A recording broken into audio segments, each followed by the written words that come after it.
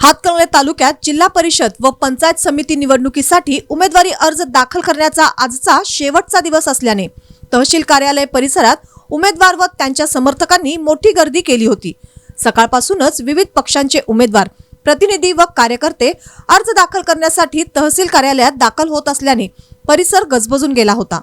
निवडणूक आयोगाच्या नियमानुसार उमेदवारासह केवळ 2 प्रतिनिधींनाच अर्ज भरण्यासाठी आत प्रवेश देण्यात येत होता। मात्र अनेक उमेदवारांसोबत मोठ्या संख्येने समर्थक कार्यकर्ते आले असल्याने तहसील कार्यालयाच्या प्रवेशद्वाराजवळ गोंधळाची परिस्थिती निर्माण झाली। आत प्रवेश मिळावा यासाठी कार्यकर्त्यांकडून प्रयत्न सुरू असल्याने काही ठिकाणी बाचाबाचीचे प्रकार घडल्याचे चित्र पाहायला मिळाले। अचानक वाढलेल्या गर्दीमुळे पोलीस प्रशासनाची चांगलीच तारंबळा उडाली। परिस्थिती नियंत्रणात ठेवण्यासाठी अतिरिक्त पोलीस बंदोबस्त तैनात करण्यात आला होता। पोलीस कर्मचाऱ्यांनी जमावाला समज देत नियमांचे पालन करण्याचे आवाहन केले। काही वेळ तणावपूर्ण वातावरण निर्माण झाले असले तरीही पोलीस प्रशासनाच्या हस्तक्षेपामुळे परिस्थिती नियंत्रणात आली। दरम्यान शेवटच्या दिवशी उमेदवारी अर्ज दाखल करण्यासाठी अनेक उमेदवारांनी घाई गडबडीत अर्ज भरले।